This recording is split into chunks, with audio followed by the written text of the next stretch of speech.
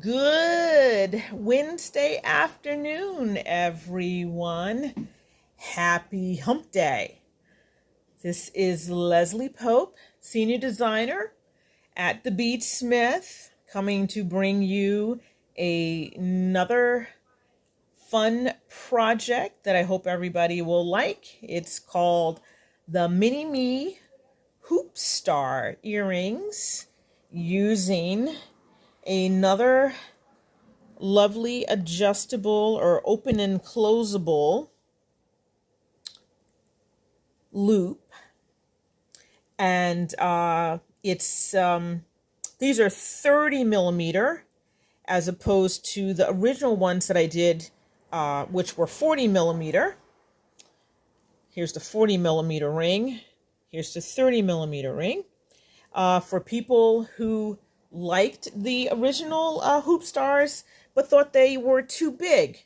So I thought I would take them down a size and see how people like them.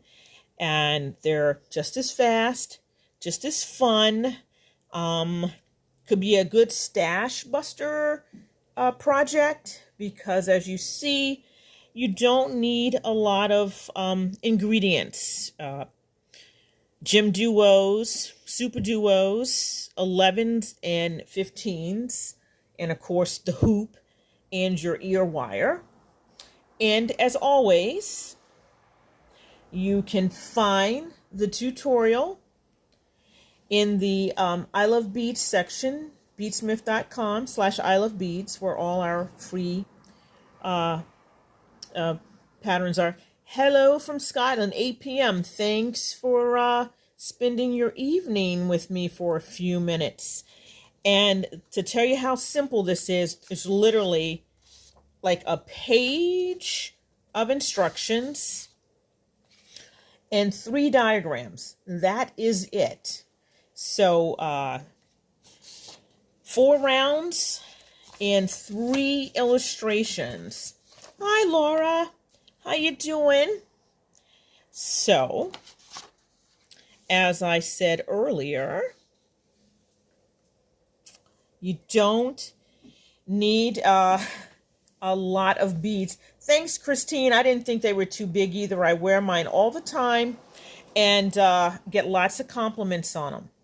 So, yes, so your supplies for today are gem duos, super duos, and these are the matte velvet, which are these just yummy saturated colors. This one is called lizard green, and I think a lot of people who know me know I love green. I wear a lot of green. I design with a lot of green. And your 11s, your 15s, your hoops, and your ear wires. And this is the new Team Leslie favorite ear wire, because all you have to do is like open it up a little bit, slide whatever you want on it, and close it. So you can do that all with your fingers. You don't necessarily need you don't necessarily need pliers. Let me see if I can pull this out. Nope, wrong way. That's better. That's better. Okay. You can see my cables, but please ignore those. Alrighty. And size 11 needle, 6-pound fire line, and that's all you, whoops, there we go. That's all you need. So the first step is to string 6 gem duos on. Be sure to check your check both holes of your 2-hole bead so things are clear when you get down to your second row. And I usually test before I go on, but sometimes you can just pick them up and look at them. So I've already done the first step, which is to string my 6 gem duos, sew through them again, make a knot, sew 2 beads away from the knot, and then you're going to step up through the open hole of the 1 Jim Duo. So that's going to be your round 2. And this is going to be really simple. You're going to pick up a 15, a super duo. I've checked the holes on these guys. Another 15, and another super duo. And of course, sew through your next Jim Duo. So they look like little bat wings, I guess you could call it. And so that's basically this row. So we're going to do this all the way around. A 15, a super duo, another super duo, and another 15. And sew through your next Jim Duo. So my another one of my rinse and repeat projects that I'm always talking about. And I love to do stash buster projects. For A, getting rid of stash, and B, getting a little instant gratification sometimes when if you're working on some big projects and you actually want to complete a project. It's good to do something fast. And I love earrings.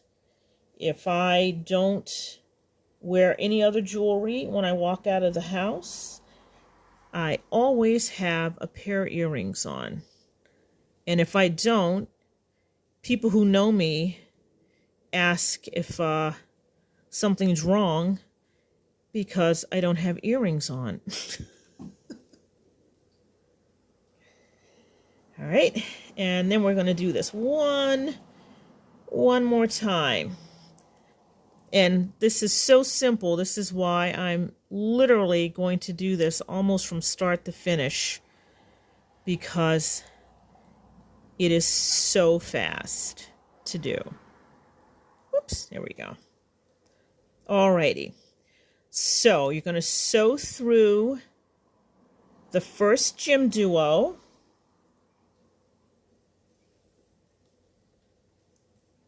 And the 15.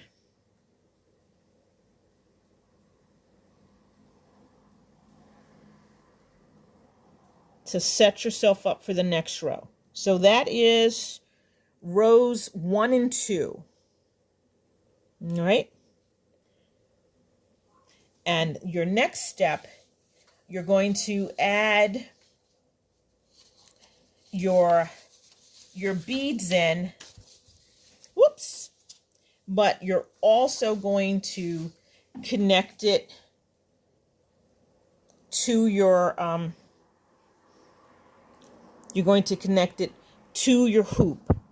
So here's your hoop, and it has a right and a wrong side, because you can see that has a little groove, and when you turn it over, you see that the metal is solid.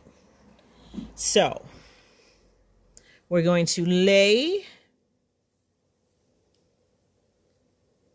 our little piece of beadwork inside the hoop, because when you come out of your super duo, you're going to be connecting it to the little inside loop of the hoop. So I'm going to pick up 2 15s, and I'm going to sew through the top hole of that super duo. Then I'm going to pick up 2 more 15s and an 11.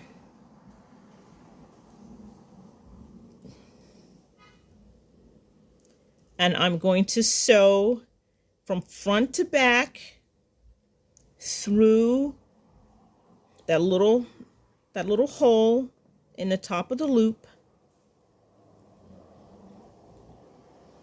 Come under the loop.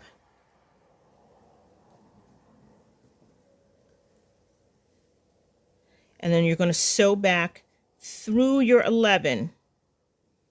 So that locks your beadwork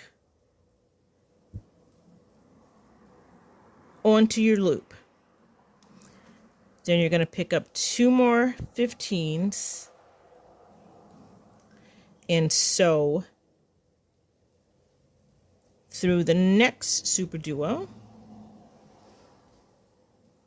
Guess everybody can tell that I don't stitch on my mat, but I try to do it for Facebook Live so I can stay inside of the frame so you guys can see what I'm doing. And so to get to your next super duo, you're going to pick up 2 15s and you're going to sew through the 15, the gym duo, and the next 15. So you're going to be up the side of your next set of super duos. And we're going to repeat the steps, except this time you're going to be sewing around the outside of the hoop to lock your beadwork in. So it's like you're literally putting a stop bead on. So 2 15s and an 11. Oh man, I'm just like going all over the place. I'm sorry, guys. And going over the loop, front to back.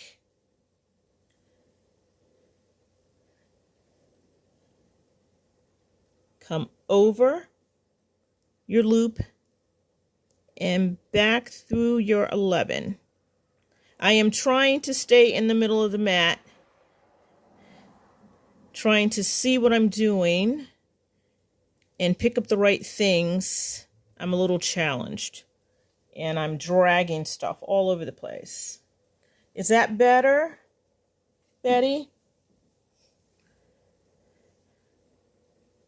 Then we're going to pick up 2 more 15s and sew through the second super duo of that pair.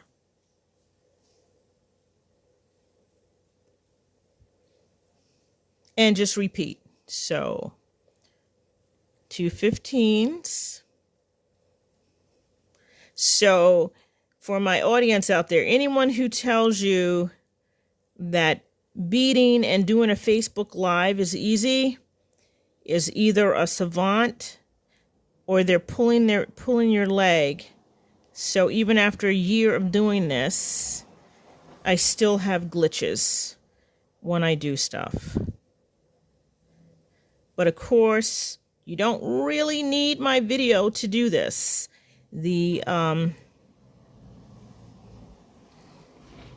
My instructions should be very clear for everyone.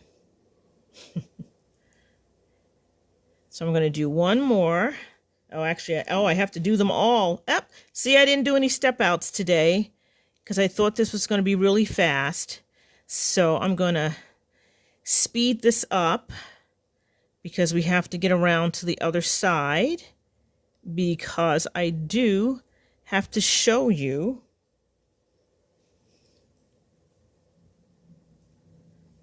another step. Okay, it's better when I'm holding it in my hand. Good. Thank you, Betty.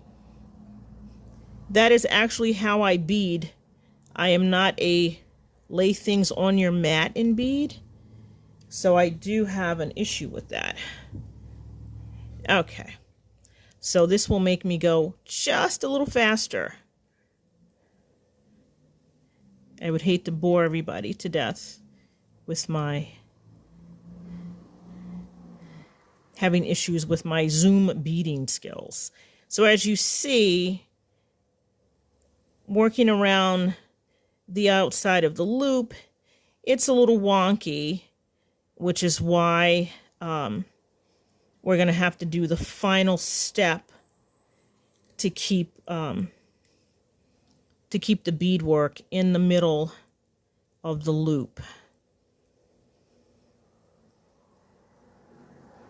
But I am obsessed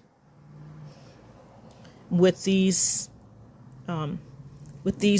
hoops, and I just keep coming up with more ways to get things inside of these loops.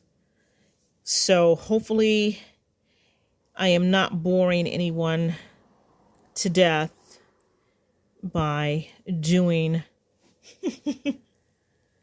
things with my little loopies here.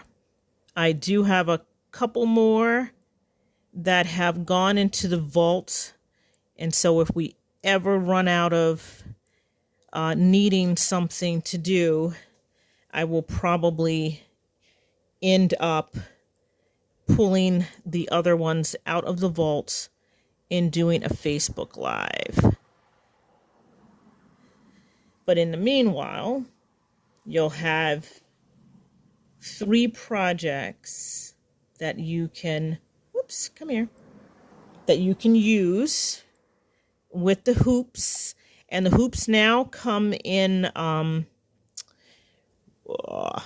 antique copper and antique brass. So now we have 4 colorways of these hoops in the 2 sizes, in antique copper and antique brass, as well as the silver and gold,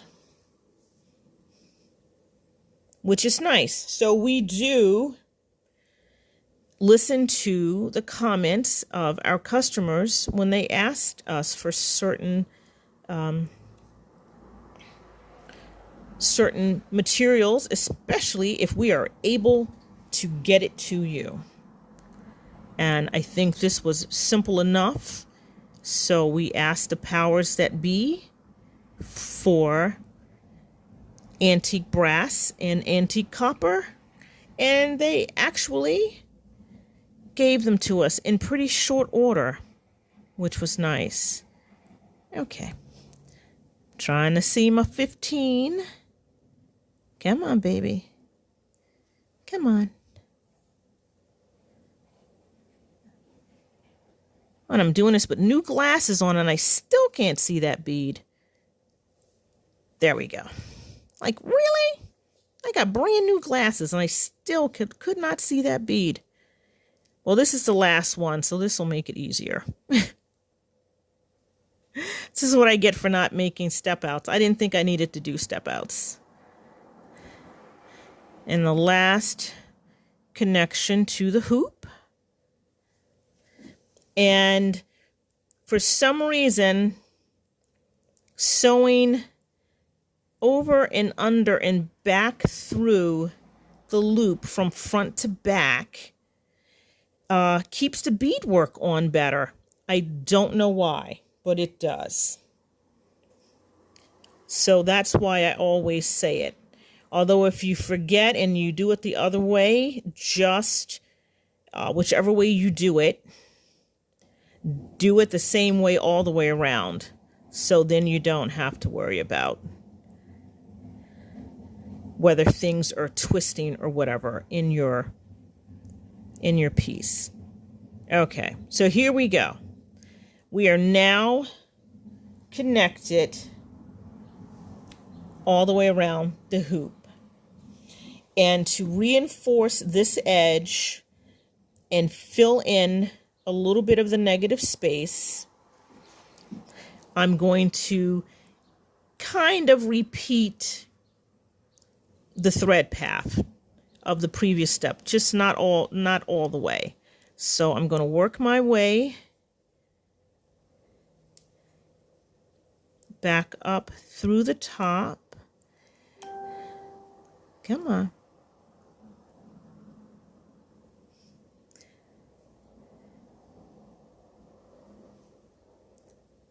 And over to my first little opening. So we're just going to follow that. So I'm going to go through the 11.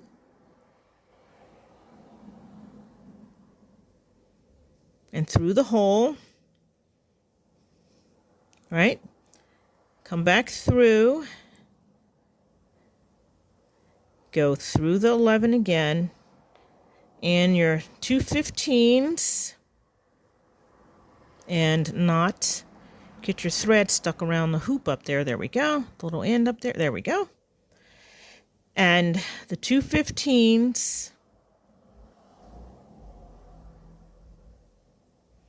And the super duo. And 1 15. Your top 15 right out of that super duo hole. And I'm just going to pick up an 11 and sew through the next 15.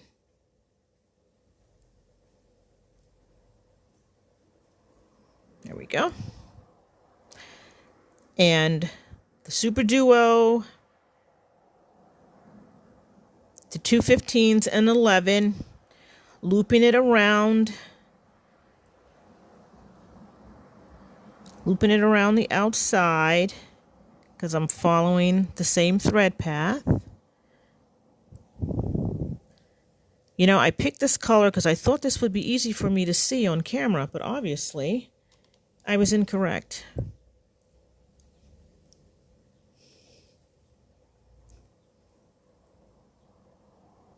Back through the 11, 2 15s, the next super duo, and your top 15. And you would just repeat that all the way around in your little negative spaces between the pairs of super duos until you get your earring finished. And you can see from here, so if I pick this one up, it's still like waggling around. But doing the second round here and repeating part of your thread path has stabilized your piece in your earring. And that's it. And then you just stick your ear wire on. If you don't have these ear wires, any ear wire will do. But like I said, Team Leslie and I like this because you can just open it up with your finger, slide it on, wiggle it into place, and voila, earring. So that is my mini-me Hoopstar using backlit gem duos, matte velvet super duos, an 11 and a 15. Of course, this is a Duracoat. I do love the Duracoat. 11s, but you do have to watch sometimes because the holes can get a little sticky with the coating, and you might not be able to get a second thread path. So I just end up dumping those guys in the trash. So here's my 3 colorways, which will be listed in the pattern. I think this is carrot. I think the orange one here is carrot, although I think I might have called it pumpkin. And this is called dark teal. And my my backlit gem duos, this is Hazel Sun, Tequila, and Aqua Soul. So I hope everyone enjoyed my little demo. I also hope people are enjoying the summer. And remember, you can find all these lovely beads, tools, and supplies from your favorite bead reseller. Please show them some love, because we love you and we love beads. So until the next time, stay safe and bead on. This is Leslie Pope, Senior Designer at the Beadsmith, signing off on this lovely Wednesday afternoon. Bye, everyone.